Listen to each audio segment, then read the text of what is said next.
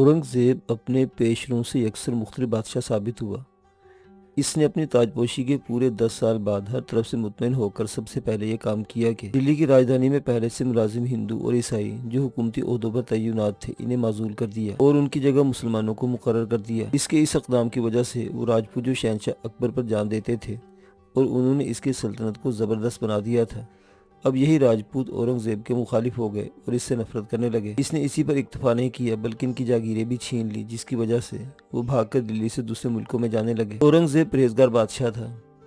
इसने पहले मुगल शहंशाहों की तरह शराब और अय्याशी पर अपनी तवज्जो मरकूज न की। इसे ना तो शराब का चस्का था और ना ही अय्याशी की लत थी। वो अपने ज़ाती मसारे पर भी बेजा रुपया ज़ाया न करता था, बल्कि अपने हाथ से कला और टोपियाँ बनाकर अपनी रोज़ी कमाता था। नहायत सादा लिबास पहनता था। जब तख्त पर बैठता था तब भी इस सादगी के साथ कि इसके उठने बैठने से गुरूर और तमकनत का इजहार न होने पाए। इसे नाच और गाने बजाने से इंतहाई नफरत थी। तख्त पर बैठते इसने महलात से इन तवाइफों और गवैयों को निकाल दिया जो इसके बाप के ज़माने में हुकूमत में बाकायदा मुलाजिम थे और ऊंचे ऊंचे मुशायरे लेते थे। इसके मुतल्लिक ये बात मशहूर है कि जब इसने यह इक़दाम उठाया तो इन लोगों ने चंद ही रोज़ बाद एक जनाजा बनाया और रोते पीटते इसे महलात के झरोकों के नीचे से लेकर निकले। औरंगज़ेब ने देखा और पूछा, ये किसकी मैयत है जिसके बुरसा इस कदर रो पीट रहे हैं? तो इसे बताया गया कि ये इल्म मौसीकी की मैयत है और ये लोग इसे कब्रिस्तान में दफनाने के लिए ले जा रहे हैं। औरंगज़ेब ने नहायत संजीदगी से जवाब दिया, बराए खुदा इसे ऐसा नीचे गाड़ना कि दोबारा कब्र से निकलना आए। इस तरह के दीगर वाक़यात खफी खां की तसनीफ से मिलते हैं। औरंगज़ेब दीन के मामले में बड़ा सख्त रवैया रखता था। वो रोब से काम लेता था और सल्तनत के कारोबार में मोहब्बत को पास फटकने न देता। मगर इसका क्या इलाज के खुद इसका बेटा इसी मोहब्बत का घायल हुआ और बावजूद इस कदर पाबंदियों के इसे निभाने में कामयाब भी हुआ। इसका अपने बेटों पर बहुत रौब था, यहाँ तक कि इन्हें हमेशा अपने वालिद से जान का खतरा लाहिक रहता था। उनमें से एक बेटे का तो ये हाल था कि जब कभी से वालिद का खत आता तो वो इसे देखते ही पीला पड़ जाता था। औरंगज़ेब हुक्म दुली बर्दाश्त नहीं करता था। अगर कोई इसके हुक्म से मुंह फेरता तो वो इसे हरगिज माफ न करता। इसकी सिपा के जंगी अफसर और मुल्की कारिंदे इसके नाम से थर्राते थे। इन सब बातों के बावजूद वो अकबर की तरह हिम्मत मर्दाना रखता था और सिपा सालार ऐसा था कि कैसी खतरनाक मुहिम इस पर जाने से न डरता और न झिझकता था। वो जिस बात का इरादा कर लेता जब तक इसे पूरा न कर लेता तब तक चैन से न बैठता था। सन 1658 में जब शाहजहां बीमार पड़ा था तो उस वक्त इसकी उम्र 70 साल थी। इसे 30 साल हुकूमत करते हुए हो गए थे। लोगों ने समझा कि बस अब यह मर जाएगा।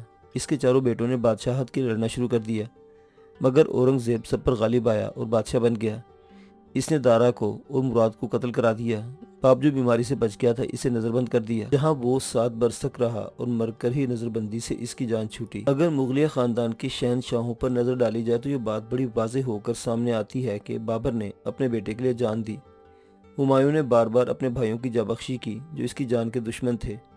शाहजहां और औरंगज़ेब ने अपने अपने बाप से बगावत की और भाइयों को कत्ल कराया। अगर इसको इसकी ज़ाती हैसियत में देखा जाए तो वो इंतहाई रहमदिल, दीन से मोहब्बत करने वाला बादशाह नजर आता है। वो कार्य हुकूमत चलाने के लिए रोब से काम लेता था। वो दिली दिल में पेशेमान भी होता था कि इसने क्यों अपने बाप और भाइयों के साथ ऐसा सलूक किया और अपनी हिंदू राया को अपना दुश्मन बना लिया। यही वजह है कि 90 वर्ष की उम्र में वो अपने एक बेटे को लिखता है कि मैं अपनी सल्तनत की जिम्मेदारियां पूरी तरह अदा नहीं कर सका। अब मैं मरने वाला हूँ और अपने गुनाहों का समर अपने साथ लिए जाता हूँ। कौन जाने उक़बा में खुदा मुझे क्या अज़ाब दे। इससे इसकी नरम दिली का पता चलता है और यकीन होता है कि इसने जो कुछ किया वो न सिर्फ इसकी वक्ती ज़रूरत थी बल्कि सल्तनत के हुसूल के लिए इसकी अहमियत भी थी। इसकी जगह अगर कोई और होता तो वो भी यही करता। दक्कन को फतह करने का ख्वाब इसको उम्र भर रहा। कितनी ही जंगों के बाद इसने गोलकंडा और बीजापुर को फतह करके अपनी सल्तनत का हिस्सा बना लिया था और आसाम और बिहार तक अपनी सल्तनत को तूल दे लिया था। ये सन 1662 का जिक्र है जब मीर जुमला दोम अपनी फौजों के साथ आसाम के राजा सुरगा देवजी ध्वजवा सिंह और बिहार के बाजगुजार भीम नारायण को कुचलता हुआ मगरबी आसाम के राजा कामरूप का पीछा करता हुआ खड़गांव तक पहुंच गया। खड़गांव मगरबी आसाम का एक अलग इलाका था जिसका सदर मुकाम गुवाहाटी था। खड़गांव का इलाका आसाम के दूसरे इलाकों से कुदरती तौर पर ज़्यादा महफूज था कि इस इलाके में आसाम के दूसरे इलाकों की निस्बत बारिशें भी कम होती थी और यहाँ बारिशों और सैलाबों से पैदा होने वाला कीचड़ और दलदल भी कम होती थी। अगरचे यहाँ भी पहाड़ी सिलसिले कायम थे जिसकी वजह से ये ज़्यादा महफूज समझा जाता था। यही वजह थी कि मगरबी आसाम का राजा कामरूप आसाम के दूसरे इलाकों की बनिस्बत इसे ज़्यादा अहमियत देता था। वो खड़गांव के किले में रहकर अय्याशों में मसरूफ रहता था। इसका ज़्यादातर निशाना गिरदो निवाह की वो खूबसूरत और जवान लड़कियाँ होती थीं जिन्हें इसके खास बंदे ज़बरदस्ती उठाकर ले आते थे और राजा के हुजूर पेश करके या तो अपने ज़ाती काम निकलवाते या फिर इनाम इकराम के हकदार ठहरते थे। अगर कभी बाहर से कोई लड़की न मिलती तो वो अपने इलाके की गरीब और बेबस और अकलियती कौम की लड़कियों को उठवा लेता। ऐसे लोगों में वहाँ के मुसलमान भी शामिल होते थे जिनकी लड़कियां राजा की हवस का निशाना बनती थी। खुद इसके अहोम खानदान की लड़कियां भी इसकी हवस से बची हुई भी ना थी। कमजोर और पस्त कौम से ताल्लुक रखने वाले लोग इसकी इन हरकतों से बेहद नाला थे। जस्ता जस्ता इसकी इन हरकत की शिकायत दिल्ली में जो मौजूदा हुक्मरानों को भी होती रहती थी और उन्होंने वक्तन फवक्तन इनकी हुकूमत और ख़ास तौर पर आसाम के तख्त पर बैठे अहोम हुक्मरानों पर हमले भी किए। ये सिलसिला 1615 से शुरू हुआ जब मुगल बादशाह जहांगीर ने पहली बार हाजू काजली बरनागढ़ पर हमला किया और मुगल सिपाह ने अहोम सल्तनत की इन चौकियों को तबाह करते हुए इनको रोन डाला। फिर ये सिलसिला चल निकला, कभी अहोम जीत जाते और कभी मुगल बादशाह कामरूप और इसके गिरदोनवा की रियासतों पर काबिज हो जाते और दूसरे लम्हे अहोम राजे इन चौकियों पर मुगलों से छुड़ा ले जाते। कामरूप का ये इलाका दरिया मिनास और बांदरी के दरमियान का इलाका है, जिसकी वजह से इस पर राज करने वाले हुक्मरान अपने आप को कामरूप कहलवाने लगे थे। इस वक्त हिंदुस्तान पर औरंगजेब की हुक्मरानी थी, जिसके पास मगरबी आसाम के हुक्मरान जयध्वज सिंह की शिकायत पहुंची तो इसने इसे सबक सिखाने का बीड़ा उठाया। उन दिनों आसाम के राजा और बिहार के बाजगुजार ने मुगलों के दरमियान सल्तनत के मामूल की जंग छिड़ी हुई देखकर लगान देने से इनकार कर दिया था। चुनाचे औरंगजेब ने इस मुहिम पर मीर जुमला दोम की सरकर्दगी में सिपाह भेजी। मीर जुमला दोम अपनी फौजों के साथ मगरबी आसाम के राजा जयध्वज सिंह कामरूप और बिहार के बाजगुजार भीम नारायण को कुचलता मगरबी आसाम से गुजरकर खड़गांव तक पहुंच गया। जब खड़गांव में मौजूदा कामरूप को खबर हुई तो अपनी फौज लेकर मीर जुमला से टकरा गया। मीर जुमला ने अपनी रवायती जंगी हिकमत अमली के साथ इन्हें शिकस्त से दो चार किया। जब कामरूप को अपनी शिकस्त के आसार नजर आए तो अपनी हमायती रियासतों की तरफ लपका ताकि इनकी मदद से मीर जुमला को हसीमत से दो चार करे, लेकिन कामरूप को कहीं से इत्तला मिली कि खड़गांव की गिरदोनवा में मौजूद नफरी मीर जुमला के साथ मिलने के लिए परतोल रही है। चुनांचे बड़ी तेजी के साथ वहां पहुंचा और इनके हमले को बरतरफ करने के अहकाम जारी करता हुआ खुद भागकर कामरूप के पहाड़ी इलाके में जा छुपा। मीर जुमला ने भी खड़गांव में क्याम कर लिया और इन पहाड़ों का मुहासरा कर लिया। कितने दिनों तक मीर जुमला का मुहासरा कायम रहा। इस दौरान मीर जुमला ने इन रियासतों पर जिनके जरिए कामरूप और इसकी सिपाह को राशन जाता था इन पर कब्जा करके अपने सिपाही वहां बिठा दिए। कामरूप ने जब देखा कि रस्दो रसाइल के तमाम रास्ते मसदूद हो चुके हैं तो इसने सुलह के लिए अपने एक सिपाही के हाथ मीर जुमला को दरख्वास्त भेजी। मीर जुमला ने सुलह के लिए अपनी तरफ से जवाब में शर्त लिख भेजी, अगर राजा कामरूप इससे पहले झड़प में गुवाहाटी से लूटा हुआ सामान शाही फौज को वापस कर दे और इसके अलावा बतौर तावान अपनी बेटी का निकाह भी दे। इसके अलावा इसे यह भी शर्त मानना होगी कि वो हर साल 3 लाख रुपए के साथ 90 बेहतरीन हाथी बतौर तावान मुगल सल्तनत तक पहुंचाने का वादा करे तो इसके साथ सुलह हो सकती है, वरना शाही अफवाज सारे इलाके को नीस्तो नाबूद कर देगी। जब बड़ी बहस मुबासे के बाद कामरूप ने इन शराइत को मान लिया तो मीर जुमला दोम ने मीर मुर्तजा को तोप खाने का इंचार्ज और राजा अमरनाथ हाड़ा को खड़गांव की अमलदारी सौंपी और खुद आगे बढ़ गया। अभी वो मथुरापुर के नजदीक ही पहुंचा था कि जब कुछ दिनों के बाद बरसात ने अपना जोर दिखाना शुरू कर दिया। ऊपर से दरिया मिनास और बांदरी में भी शदीद बारिशों की वजह से सैलाब आ गया। बारिशों के साथ सैलाब ने शाही फौज के तमाम रास्ते बंद कर दिए। मुगल अफवाज की इस बेबसी को देखते हुए राजा ध्वज सिंह कामरूप की फौजों ने पहाड़ों से निकल कर दोबारा शाही अफवाज पर हमले करना शुरू कर दिए। माह शवाल की इब्तदाही में कामरूप के अफवाज ने कई इलाकों को शाही फौज से छुड़वा लिया, यहाँ तक कि तरसीले रस्त के रास्ते पर भी कब्जा कर लिया। मीर जुमला बड़ी बहादुरी और इस्तकामत के साथ इन मुश्किलात का सामना करता रहा। इसकी फौज के चंद सिपाहियों ने इसे मशवरा भी दिया कि इन हालात में इनके लड़ना बहुत मुश्किल है, इसलिए वापस चला जाए, मगर मीर जुमला आसाम को छोड़ने पर तैयार न था। फिर 6 माह बाद रबीउल अव्वल में मीर जुमला ने दोबारा से कामयाबी हासिल करना शुरू कर दी। इसकी फौजों ने एक बार फिर हमला करते हुए तरसीले रस्त के तमाम रास्ते दोबारा वागजार करा लिए। शाही फौज तक सामान्य रस्त दोबारा पहुंचने लगा तो इनके हौसले दोबारा से संभल गए और इनकी हिम्मतों में फिर से एक नई रूह फूंकी गई। उन्होंने दोबारा से हमले शुरू किए। उधर बरसात के दिन भी खत्म हो चुके थे। इनके पे दर पे हमलों ने असामी फौज को कदम दोबारा से उखाड़ दिए और वो दोबारा भागकर पहाड़ी पनागाहों में चले गए। राजा कामरूप जिसकी सरबराही में असामी फौज लड़ रही थी वो भी 16 कोड़ी से होता हुआ नामरूप की पहाड़ी इलाके में जा छुपा। इस कश्मकश में वक्त गुजरता रहा। कामरूप को जब भी मौका मिलता वो शाही फौज की इस्तकामत में रखना डालता रहा। वो पहाड़ी पनागाहों से निकलता, इसकी फौज के बिखरे सिपाही शाही फौज पर हमला करते, मगर इनकी जवाबी कार्रवाई से खौफजदा होकर दोबारा अपनी पनागाहों में जा छुपते। इतने दिनों तक ये आंख मचोली जारी रही। अब रबीउल सानी का चांद अपने पूरे जोबन को पहुंच चुका था, लेकिन मीर जुमला पूरी तरह से असामी फौज को ज़ेर न कर सका था। फिर भी इसने अपने हौसलों को पस्त न होने दिया। रबीउल सानी की 14 तारीख को मीर जुमला एक बार फिर खड़गांव से राजा कामरूप पर हमला करने के लिए आगे बढ़ा। जब कामरूप को इसकी इतला मिली तो मीर जुमला एक बार फिर पूरी कुव्वत से इस पर हमलावर होने वाला है तो भाग उठा। मीर जुमला छोटी छोटी रियासतों और इलाके फतह करता हुआ दरिया मीनास के दूसरे किनारे तक पहुंचा तो रबीउल सानी की 18 तारीख हो चुकी थी। आसामी फौज यहाँ भी शाही फौज का मुकाबला न कर सकी और अपनी चौकियाँ छोड़कर भाग निकली। खराब मौसम और मुसलसल फौज कशी से मीर जुमला बीमार हो गया और दरिया के दूसरे किनारे पर बीमारी की हालत में पड़ा रहा। मगर अब आसाम की फौजों पर इसकी इतनी धाक बैठ चुकी थी कि किसी आसामी फौजी की शाही फौज का सामना करने की जरूरत न रही थी। वैसे भी आसाम के लोग बार बार की शाही फौज कशी और पे दर पे बारिशों के साथ मौसमी हालात से तंग आ चुके थे और उन्होंने बिल आखिर मीर जुमला की हुक्मरानी को तस्लीम कर लिया था। राजा कामरूप का एक अहम साथी बदरी भोकन भी इसे छोड़कर मीर जुमला के साथ आ मिला था, जिसको देखते हुए राजा कामरूप के बहुत से फौजी भी कामरूप से बगावत करके मीर जुमला की फौज में शामिल हो गए। मीर जुमला अभी तक बीमार था मगर इसके हौसले बुलंद थे, इसलिए इसने एक बार फिर आगे बढ़ने का इरादा कर लिया।